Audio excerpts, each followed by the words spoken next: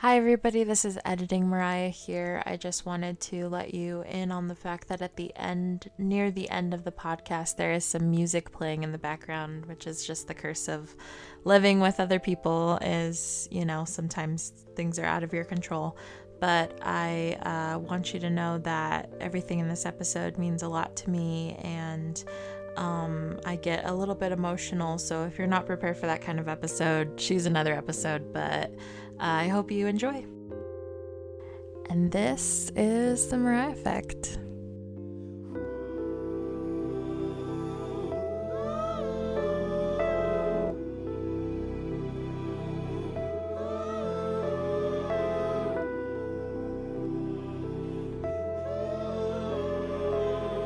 And this is the Mariah Effect.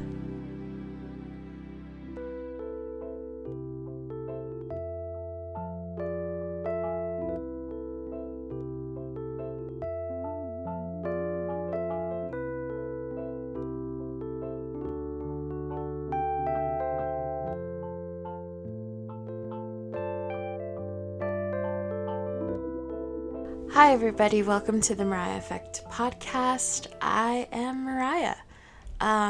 Jason is not here this week because he is off doing his business stuff in DC, and he has been traveling a lot lately. It's just the way that it's been. But I wanted to make sure to record an episode while I'm feeling, I don't know, not like crap. But I wanted to record an episode, and I knew that I was going to be doing it by myself. And I usually come up with the ideas for the episodes and like what we're going to talk about and stuff. But I always have like Jason as this like, I don't know, like a soundboard. Like, I tell him my ideas or whatever, and he'll tell me like, most of the time he says, "Oh yeah, that's great." But I usually have somebody encouraging me to, do my idea or whatever. And, there's a lot of things that I want to talk about the next couple of weeks. I just want to make sure that I, have all my ducks in a row on like what I'm talking about, make sure I know what the hell I'm talking about, and it's not just, my opinions. It's actually my opinion based in like what I've read as fact, you know what I mean?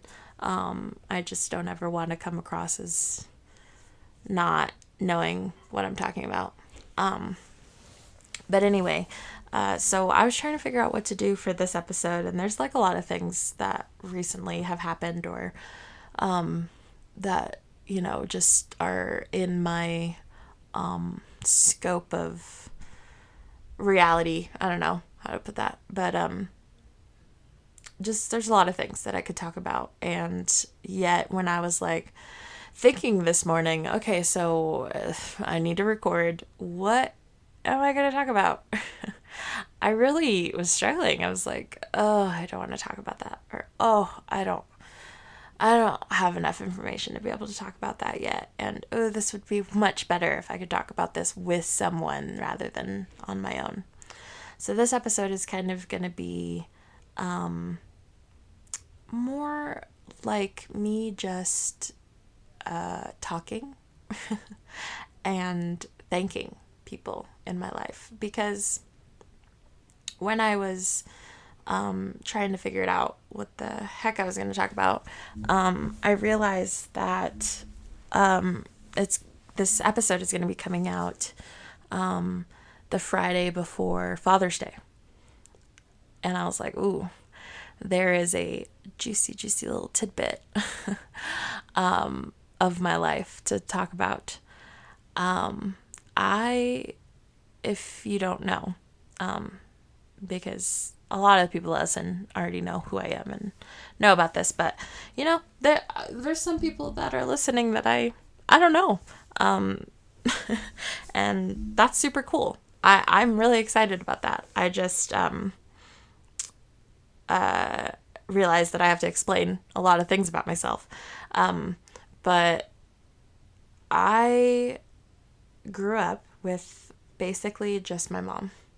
She got into a relationship with my younger brother's dad, and they've been together for a very long time.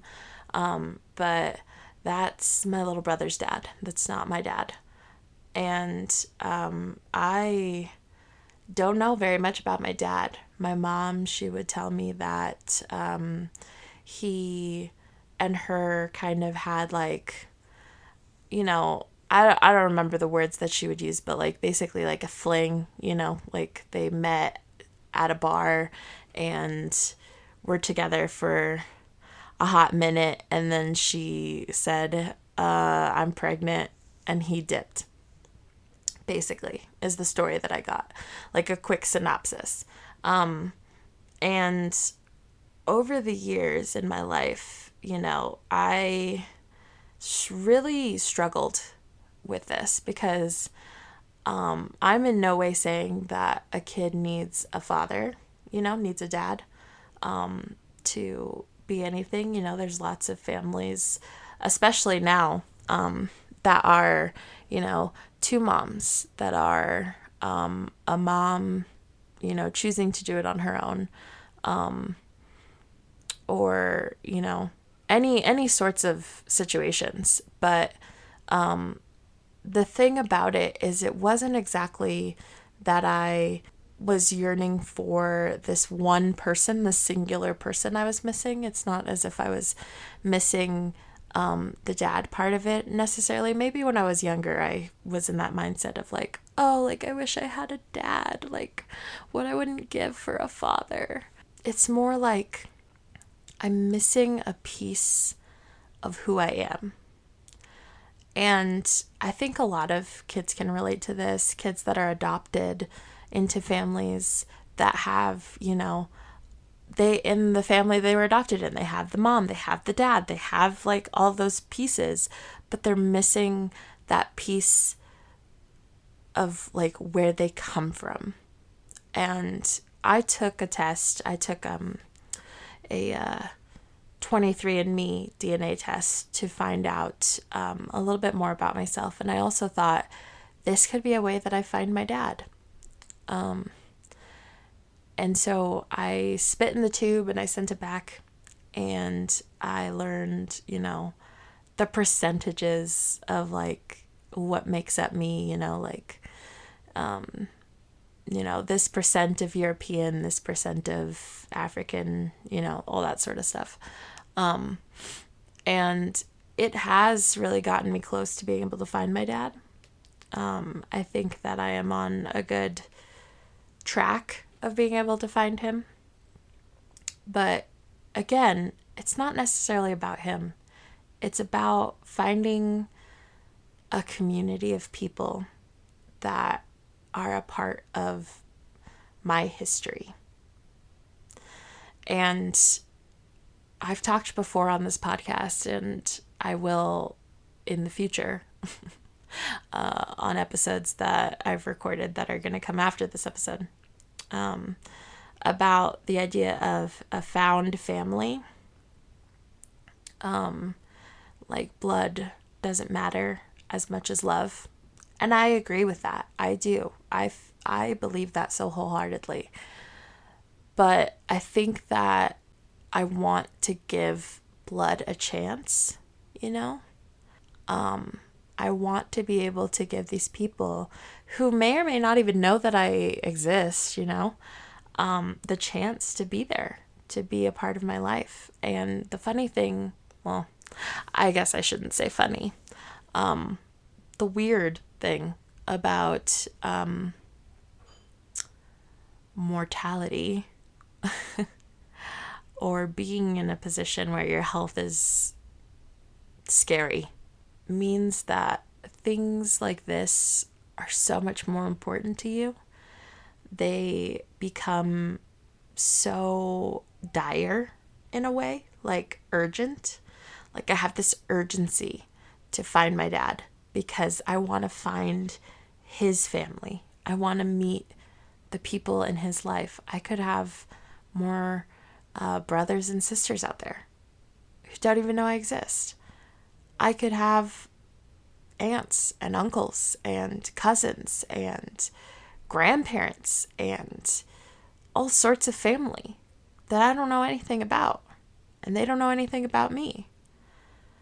And it is painful to think about, because what if, worst case scenario, I don't make it through this? Who's going to fight to find them for me, to figure this out, to let them know that I was searching? I don't know. But I do know that I'm going to keep trying. And I have all the hope in the world to find them. And all of this isn't to say that I didn't have male role model. I didn't have father figures in my life, because I did. Were they perfect? No. Were they there? Yes. So I just want to use this episode as a way to talk about some of them and give my appreciation to the effort that was given, because I don't always do it. And Father's Day is really hard for me because of what I just talked about this dad who was supposed to be in my life and wasn't. And there's so many emotions and feelings and thoughts that go into that Father's Day is just really complicated. But I want to start off by talking about one person in particular who is usually here but isn't this week. And this gives me a good opportunity to say all the loving and kind things I want without him getting all modest. But Jason has been such a strong person to me in my life. He's a part of the side of my family from my grandma's side, which is a side of my family that I didn't get to see a lot growing up.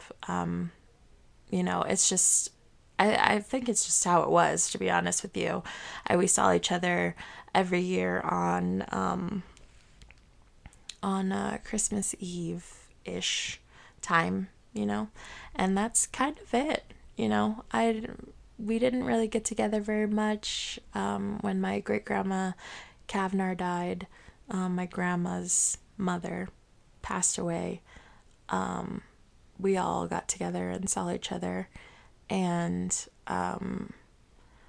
anytime we had those gatherings and stuff, I would gravitate towards Jason. He just, I don't know, there was something about our relationship that meant so much more to me. And he has just always been so supportive and loving and caring and kind and funny. Oh my gosh, is he funny? But he has just always been there. I think of so many times in my life that were just so hard for me. When I was 14, I was sexually assaulted, and I had a really, really hard time dealing with it. And Jason was there. He would text me and let me text him about my feelings, or send emails to him about how I felt about things and how I was doing, and stuff like that. And it was such a simple thing to just let me talk, but it means so much, and he did everything he could for me. And when I went to New York to see him, it was after another very hard thing in my life. And it was like this healing feeling, being around him and being able to just feel loved. He just made me feel loved, and still does. When I called him to talk to him, to let him know how much I appreciate him for everything that he's done, and to unbeknownst, I don't know, what is the word? You'd never guess that I was like an avid reader or anything based off of how little I know vocabulary when I'm speaking. Unbeknownst, I think, to me. I revealed that I had cancer, that I was doing chemotherapy, and completely threw him off, completely shocked him, surprised him, and just wanted to tell him how much he means to me. And we hadn't talked in a really long time before that. And he just like stepped in as like, you know what? Like, you're going through a hard time. I'm here for you. I'm there. And Jason is a really important person. Like, he's so like business and successful and all this stuff, and probably has like a million meetings a day, and yet has consistently, since I told him what was going on, been there for me at every turn. Wants me to text him when I'm feeling sad and just want to talk. Wants me to reach out to him if I need anything, and has been financially and emotionally supporting me throughout this. And I just, is that not like dad energy? You know, like, is that not what being a dad means? You know, I mean, as little as I know about it, that is what it is. It's being there. It's being supportive. It's being available, even when you have no time to be available. And God, I love him so much. And I appreciate everything that he's done for me and everything he continues to do for me. And man, no matter what happens in his life, if he becomes a dad, if he doesn't, I feel like Jason is a father figure to me and has done what he can for me. And yeah, anyway, moving on.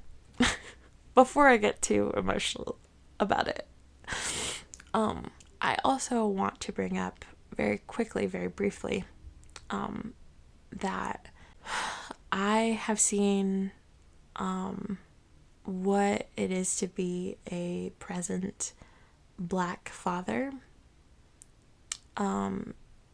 because of my friend from elementary school. She was my best friend, China. Her dad was, God, he was so present. He was so there. He loved his kids. And he just, man, I was in awe of him. I feel like there's such this stereotype of like the Black dad who like goes out to get milk and never comes home. And I just think that, you know, her dad really like nips that in the bud. You know what I mean? Like, he was the embodiment of what a dad was supposed to be, is supposed to be. And being able to go over to her house and be around them was just so like full of love and culture and expression. Like, her dad was so cool too. You know, being able to see that just was so important to me, and gave me the idea of like, whoever my dad is, wherever he is, like, yeah, he could be a low down, dirty nothing. He could be scum of the earth. He could be worst of worst. But what if he's also awesome? What if he's also amazing? And he made a mistake and didn't know how to fix it, didn't know how to find me, you know? There's so many different things that could have happened. And I talk about compassion and being kind to people, and people make mistakes, you know? That's what this whole podcast is about. People make mistakes and mess up and make poor decisions, but like, they have to be given the space and the time and the chance to be better. And maybe he is. I don't know. It's been 26 years. You think that in 26 years a person couldn't change? Wild. Anyway, when I was younger, I had three, but two that I want to talk about. Role models in my life, two men in my life that really mean a lot to me. One of them is my Uncle Tony. He is my mom's brother, her only brother. Which I guess I haven't talked about my mom's like sibling situation. My mom, Darsana, is the oldest of 5, and it was Darsana, and then Tony, and then Karina, and then Angie, and then Frankie. 5. And man, my poor Uncle Tony, 4 girls, goodness. But my Uncle Tony, he is a dad. He has 4 kids, and he just really did his best. He did the best that he could all the time. He gave it maximum effort all the time when I was growing up. And I think he knew that, you know, he had these responsibilities in his life, you know, his 4 kids in his life. But he took on this responsibility of me. And I wasn't even his I almost said mistake. Wow. Think more highly of yourself, Mariah. I wasn't his choice. You know what I mean? Like, I wasn't his child, but I was his family. And he took on this responsibility of being there for me, like he was with his kids.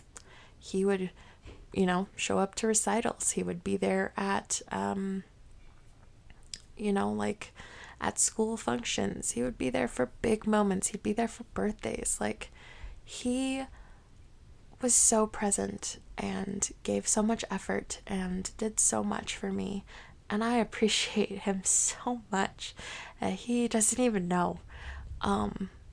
When I moved in with my grandparents during college, he also moved in and was living there and going through a really hard time.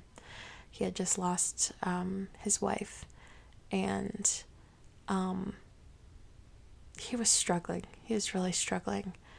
And he even still was there for me, would listen to me talk about freaking nothing, the most ridiculous stuff, a book, a class, freaking my plans for the future, like whatever it was, he would listen. He was there. And you know, he means so much to me. I remember there was one time, you know, all of his kids have different moms, most of them. And I remember there was one time when we were having dinner. I don't know why. I really don't. I don't think it was like a birthday or anything. I don't think it was like some big event. It was just dinner. And I was over, and all of his kids were there, which was not something that happened often. And he was so happy.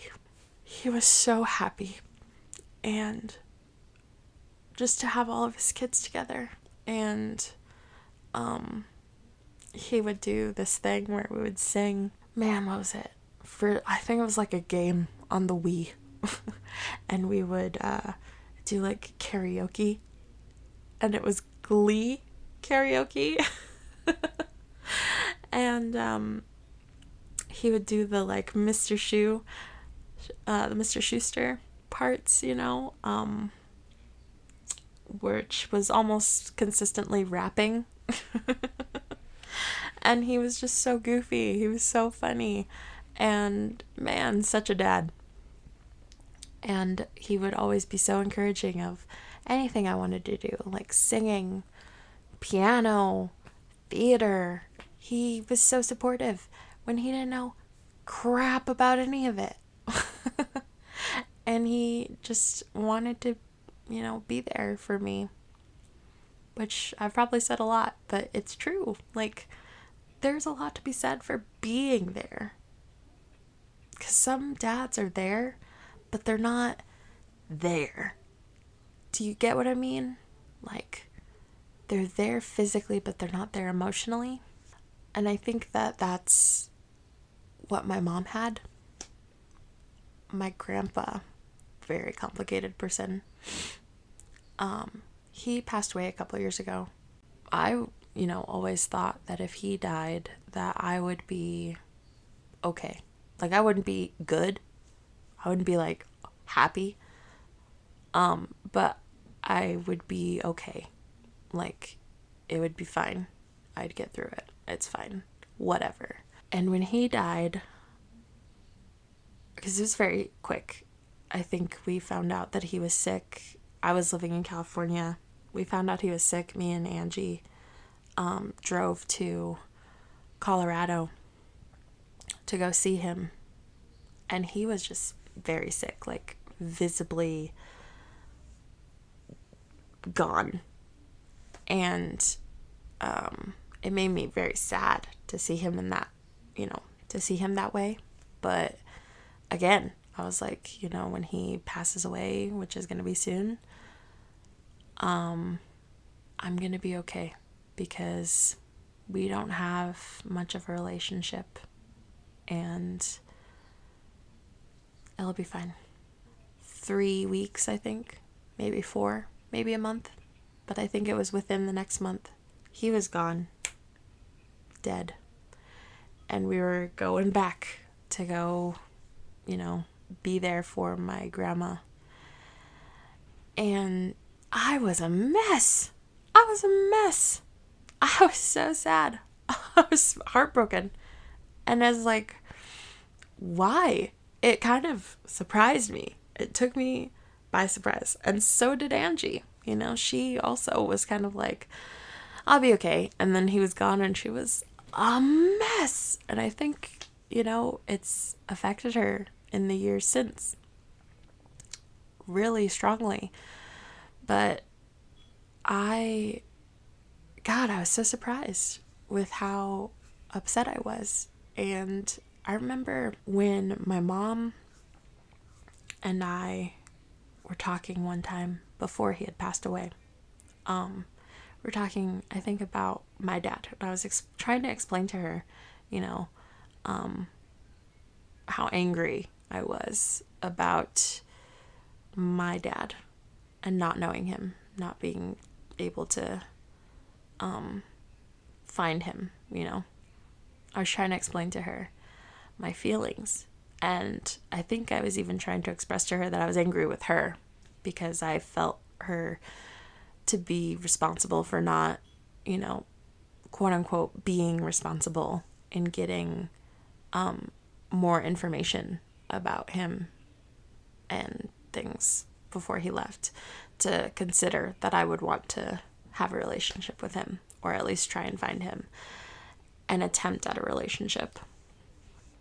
I think I was trying to express those things to her, and I was young, so I probably wasn't going about it in the most mature way. And I remember she just kind of turned to me and said, well, Mariah, I have a father and I have no relationship with him. So it doesn't really mean anything to have a dad. It doesn't. And I thought, man, that's so cold. Like, how insensitive to hear your daughter talking about this thing and come at me with so much coldness about it. And, I was thinking about that when he got sick, and I remember being so cruel myself and thinking like, well, he's going to be gone. and then maybe you'll know what it feels like. Which is so cruel of me. But when he was gone, and I was there, and I asked my mom, how are you doing? She wasn't doing okay. She was a mess. She was a wreck. I remember we sat in her car and she cried to me. And I thought about that moment when she said that she didn't have a relationship with her dad. And it's like, it kind of clicked for me why I was so sad, why Angie was so sad, and why my mom was so sad. Because that phrase of you don't know what you have until it's gone is so true. It's so true. You don't know what you have until it's gone. It's so easy for us to, have these moments with somebody that are negative and how they mask all those positive interactions so easily. From what I know about my grandpa as a dad, he was very strict and abusive. And I think that those things outweighed any good moments. And when he was gone, I think that not only did my mom and my Aunt Angie think of like maybe some good nuggets, good funny moments, good sweet moments that they did have with him. Those were things that they could remember now. But also the sadness of not being able to have more of those moments. The loss of being able to say what they wanted to say to their dad. Being able to possibly fix this relationship, And as cruel as what I said before, now you'll know what it's like to not have a dad. In that moment, I didn't think about that at all. I didn't think about saying that to my mom. I didn't think about being cruel to her in that way because I was thinking, wow, like what it must be like to have a dad and him not be there and then not be there at all. That must be devastating. And as mature as that thought was, I have those cruel thoughts too. I have those mean thoughts as well. I'm not here to say that I'm in any way like the perfect person or a super mature person all the time. There are moments where I want to say the cruelest things ever to my mom, to my family, and I bite my tongue. And then I'll say it to my best friend. I think that loss is such a difficult thing to deal with that you can't judge how people handle it, how people deal with it. And you can't hold them to something that they said or they did before they lost something so severely, So I've since forgiven my mom for what she said because I don't think she meant to be hurtful to me. I think she was thinking about herself in that moment and made a mistake. But all of that to say, there are dads who are there physically, but not there emotionally. And it's heartbreaking and it's sad. And I'm not here to play games of who has it worse, not having a dad at all versus having a dad, but it's not a good dad. You know what I mean? Like, I don't want to play those games. But I will say that people go through their own things. People deal with their own things, and no one can say that it's worse or better or whatever. The other person that was there growing up was my Uncle Roy, who was married to my Aunt Karina for I don't even know how long they were married. They were together for a long time. Something like almost 20 years or something. I don't know. But when I met my Uncle Roy, it was the same time I was kind of meeting my Aunt Karina, because she and him had, been gone for years from the family. And when they came back, they always tell this story about how I ran up to my Uncle Roy and quote unquote chose him over my Aunt Karina. And when the reality is I didn't know either one of them. And I think that being a kid that had a mom and had a couple aunts that were there, that this new novelty idea of another uncle that I only have one of and I don't have a dad probably filled me with this oh, I love you, this moment of yes, this connection that I'm missing, And I remember that my Uncle Roy was complicated. He's a complicated person. He was a part of so much of my life, a part of so many moments that I kind of took for granted at the time. I thought he would just always be there. I thought, this is his family. Regardless of if he was born into it or not, this is his family. He has said time and time again that we are his family. He will always be here. And he wasn't. When my Aunt Karina and him broke things off with each other, he was still there. But he wasn't there anymore. He was a different person at this point. And I have no idea the person he is now. I don't think that we've spoken for 5 years, maybe more. I really couldn't tell you. But when I was growing up, he was the person I wanted to tell everything to.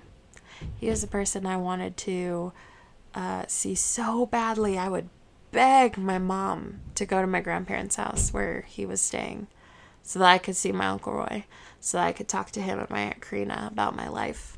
And I don't know why. I think that he just meant so much to me. I loved him so much. And he would listen to the stupid things that I wanted to talk about. He would show me cool things that he loved and cared about. And I don't even think that we had almost anything in common, really. I liked video games. He loved to play car racing games. I'm okay at them. I'm not the best at them. I'm not good at video games, period. But I like to play them. And he really, really loved cars. Talking about them, had magazines about them, had little, what are they called? Models of cars, car mod, not toys, because that sounds silly, but cars. He had big models of cars, I guess. I don't know I don't know the words for it, but he really loved cars. I don't know hardly anything about cars, but man, he was consistently a person that I talked to about almost anything, almost everything, and he would listen. And I just loved him so much. It's difficult to talk about because he was such a big part of my life and now he's not in it at all. I do want to show appreciation for the part that he was in, because growing up is the time when I feel like you really need parents, and he acted as a parent for me, and I will always be grateful for that. Now, going outside of my family, when I was 16-ish is when I started spending more and more time with Mallory and at her house and everything. And dang, her dad is present. He is so present. He worked really hard for his family. He did everything he could to make sure that they had what they needed, what they wanted.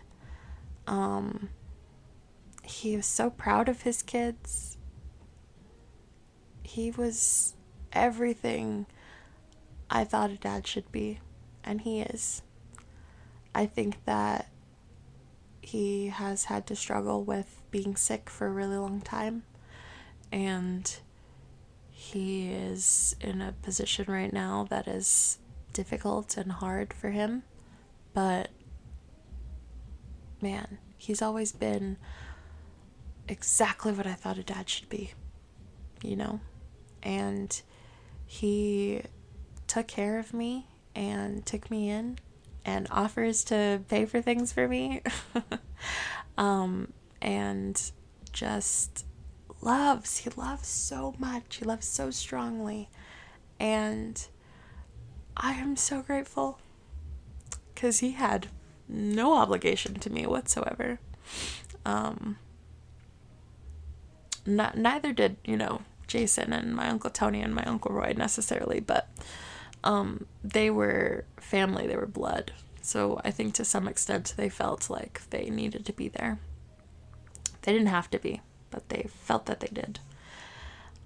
And Mallory's dad, Roland, did not have any obligation to me whatsoever, but every time I was there, he was there for me. Every time I came over, he made sure to give me a hug and tell me that everything was okay. And I'm getting emotional again. Oh, this is hard. This is really hard. Stuff to talk about. Just is such a good dad, and I love him so much. And there is a reason why I call him Dad. But I want to make clear that this is in no way talking about every single person in my life who has been a dad to me in one way or another. There's a lot of people that were dads to me when I was younger that I don't remember because I simply don't remember, There's all sorts of people that when I was in school, teachers that tried to be there for me, and counselors and things like that were there for me. I had a counselor in high school that I genuinely hate that I cannot remember his name, but I want to remind you, I was in a horrible car accident where I lost some of my memory, and I have chemo brain, so I don't want anybody to be offended in case they might be listening. But there was a counselor in high school who was really there for me too, and gave very big dad energy. There's all sorts of people in my life who have stepped in and done their best and were there for me. And I appreciate the efforts, and I appreciate the care that went into me.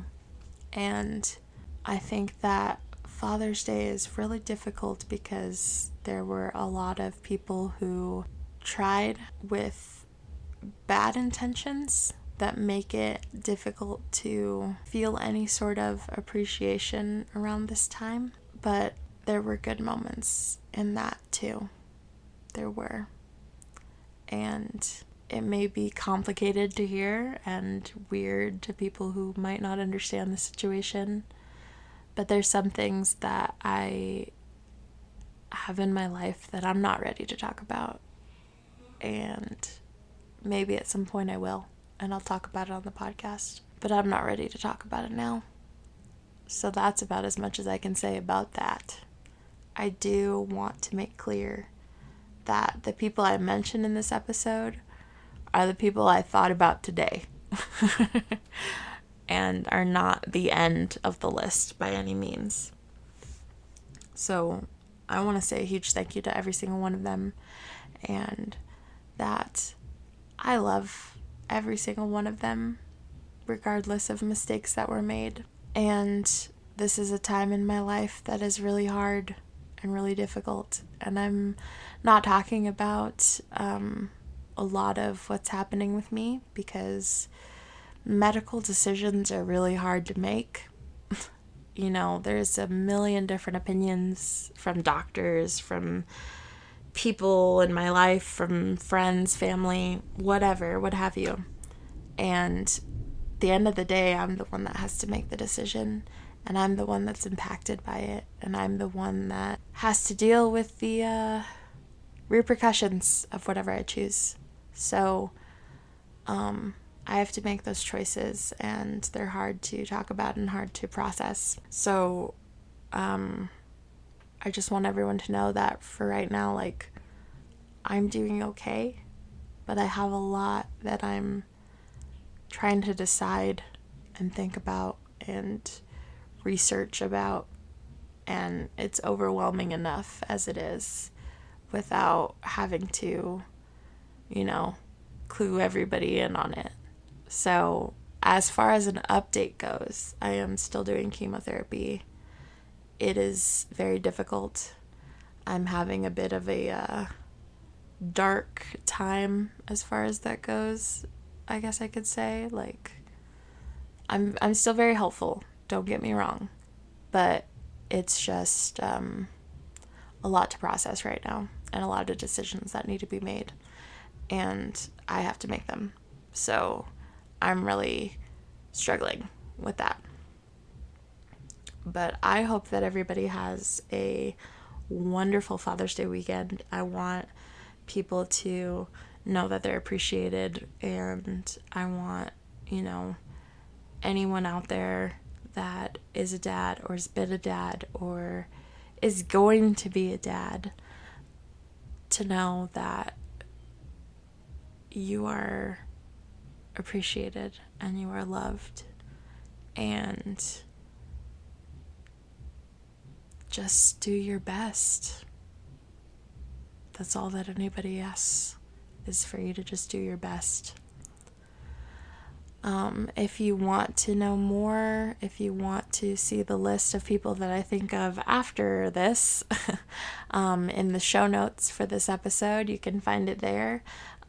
If you think that you're a person that I should have appreciated more in this episode, be sure to let me know. Send me a message on the website, the-Mariah-Effect.com.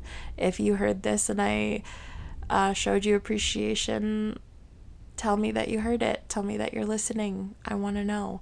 If you're a person that doesn't know me at all, but you want to tell me about your dad, if you want to tell me about your mom, if you want to tell me about, like, the fact that you feel like you don't need a dad, you never did, tell me, please. There's a place on the website where you can type it up and I will get to see it. And there is nothing that I love more than being able to read your stories. Please share it with me. I don't have to share it with everybody else on this podcast, but just share it with me. And I promise you that I am a trustworthy person to tell it to. I won't judge. There's no way I could judge. I've done things and seen things and been things that I regret. And I think that whatever anybody chooses to do is their choice, their life. So I won't judge.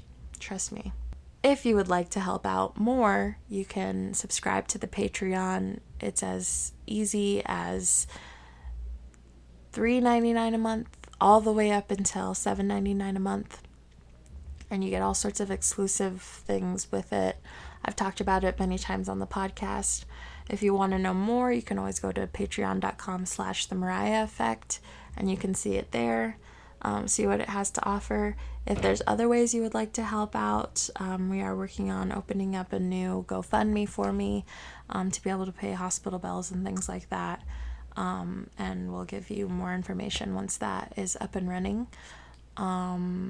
That's kind of it. The best way to help me out right now is to just listen to the podcast. Just share it with people that you know who you think might be interested. If it's only one episode that you listen to and think, man, my friend would get so much out of this episode, or oh, this could really help somebody that I know, just share that episode with them. You don't have to listen to the whole podcast. Don't get me wrong, I would love for you to listen to every episode, but in no way do you need to listen to every single one for me to be appreciative of you getting something out of it. My whole intention of this is to do something with my time and to help people. So if one episode is all it takes, then that's all it takes. But thank you so much for listening today, and I'll see you guys next week. Bye.